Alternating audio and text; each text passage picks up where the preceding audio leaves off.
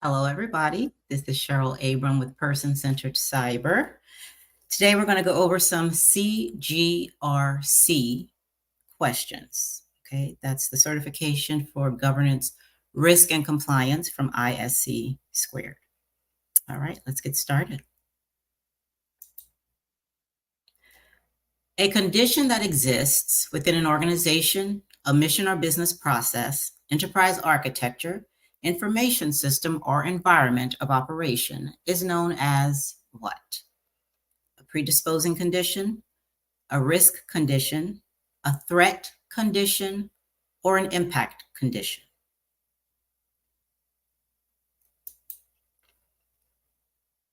It's a predisposing condition, which is an internal or external factor that affects the likelihood or severity of a risk occurring within an organization's system.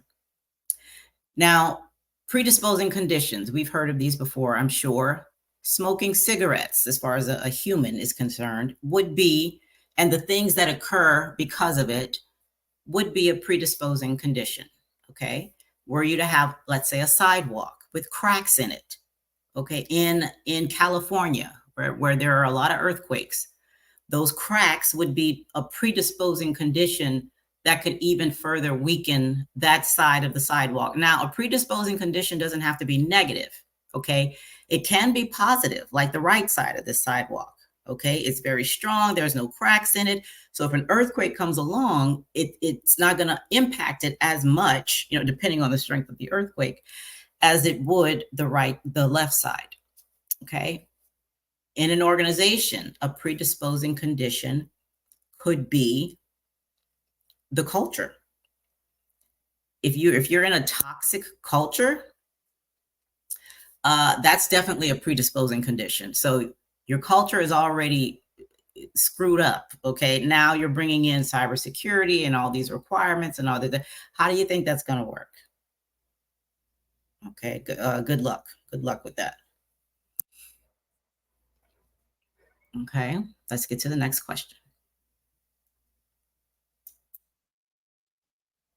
As identified in NIST SP 800-30, a risk analysis approach can be threat-oriented, vulnerability-oriented, and what? Remediation-oriented, mitigation-oriented, likelihood-oriented, or asset impact-oriented.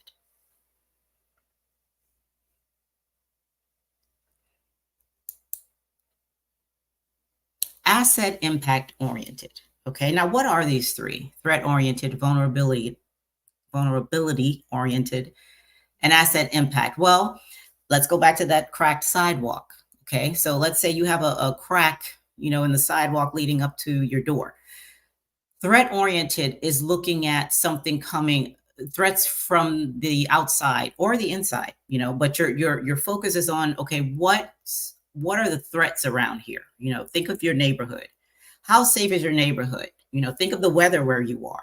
Or this sidewalk, again, we're in California, okay, where, there may be more earthquakes than there are in other places. Then, we might want to take care of the sidewalk because the threats are such that the likelihood of this becoming worse is very high, okay?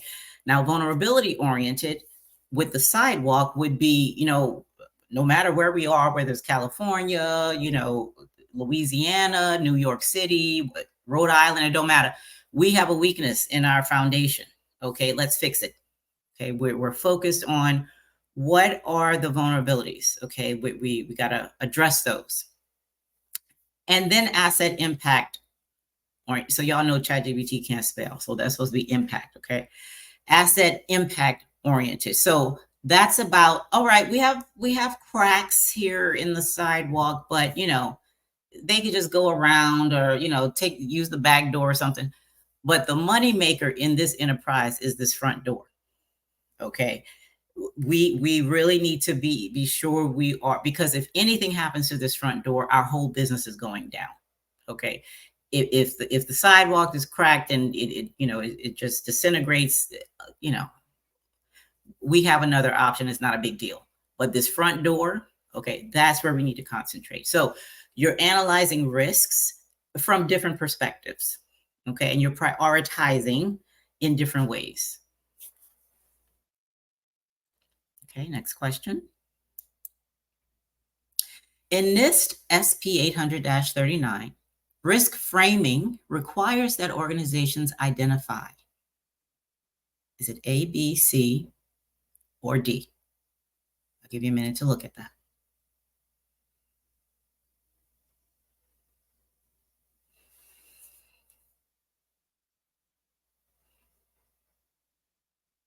Okay, the answer is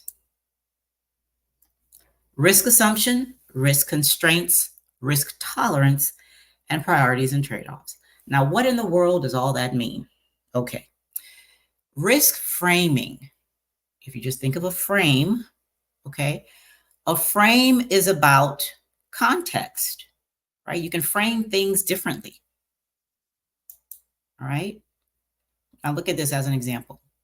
This is a ball, a soccer ball. It's just a soccer ball in a field, okay? The context is there's a field, and it's a soccer ball. You know, if somebody walks up to it, they might kick it, or, you know, it might be a game going on or whatever. Okay, this is the context, all right? Now, there's not a whole bunch to it, all right, as far as we can see.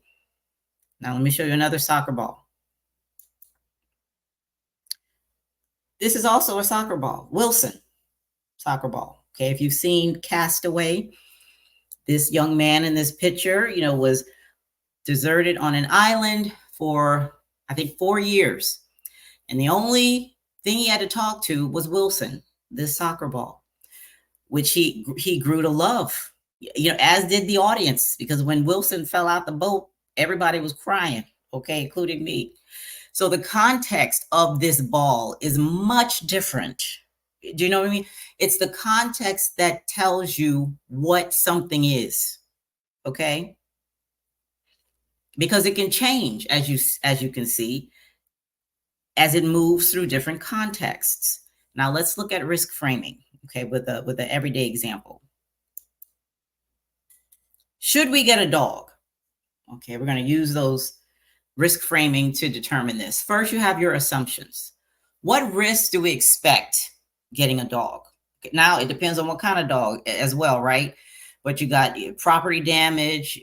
Does anybody have allergies? How much time is it going to take to, you know, to walk the dog? And now we got the constraints. What limitations do we have? Well, budget. Dogs cost money, with the vet bills and the food, you know, and the clothes, you know, depending on all the stuff that folks do with dogs.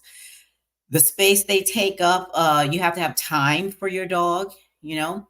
Oh, and tools. So these are the kinds of tools that you would use to help you come to a conclusion in these various areas. So risk assumptions, you know, you research dog breeds, you talk to other people with dogs.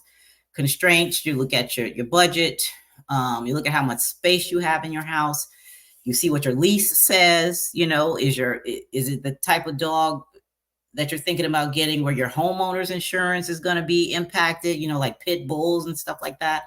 Risk tolerance, how much risk can we expect? So again, depending on the dog, are we willing to have some property damage? You know, are we willing to need to get up early to take the dog out for walks?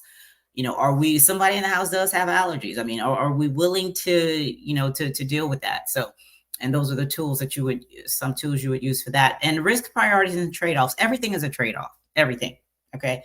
So what benefits are worth the trade-off? So maybe, you know, a dog is really gonna help me feel better. I need a friend and a companion, and they're so cuddly and cute, and they just love you no matter who you are and all that. I'm willing to do that. You know, I'm willing to pay. You know, I'm willing to get up at 5 a.m. and all that stuff. Or I'm not. You know, I'm not willing to get up and, you know, pay money and all that. So maybe I'll just get a cat. Okay, see the cat in the corner right there. So this is how the framing would go. Okay, so now let's look at a business example. Should we purchase an app to sell our products? Okay, again, risk assumptions and the tools. What risks are we assuming by getting an application, either making our own or purchasing an application, something like, you know, like a Shopify store or something like that, okay? Well, Of course, the second you get online, the minute you introduce information technology, you have just made yourself vulnerable to cyber attacks. Okay. We got bugs, high traffic issues, especially if our stuff starts selling, really, really well. So we use a threat model for this, use some Splunk data, to figure out what's going on, to check our assumptions. Okay. Risk constraints. What limits do we have? Again, budget's going to almost always be in there. Okay. How much time do we have to do it? What kind of regulatory requirements do we need to deal with? PCI DSS are going to be using credit cards and stuff. Folks are going to be using that to pay. We plan on doing business, outside of the United States. So GDPR is going to be an issue. So we need to look at all those things. Can we comply with all these things that those things require? Our compliance tools, can help us determine that. Risk tolerance. How much risk are we willing to accept? I'm okay with a minor data breach. Ransomware attack is a no-go. I'm not willing, so we need to do whatever we need to do, to it, which leads into your risk priorities and trade-offs. You can either say, hey, listen, I'm all about making the money. We're just gonna do this thing. So I'm more concerned about this app being available 24/7 than I am about, full data security. All right. So, I'll risk the ransomware, I'll risk the DDoS, or whatever it is. Okay. Or I'm not, I'm not. So we're going to have like the ultimate security tools. Okay. AI enabled and everything. Okay. Because I am not willing to risk losing any money, even though we know it can still happen. All right. But, you get insurance, you do all the things, okay, to make sure that your assets are protected. All right. So I just wanted to go a little bit more into risk framing for you all. So that is going to be the end of this session, and I will be back with more CGRC.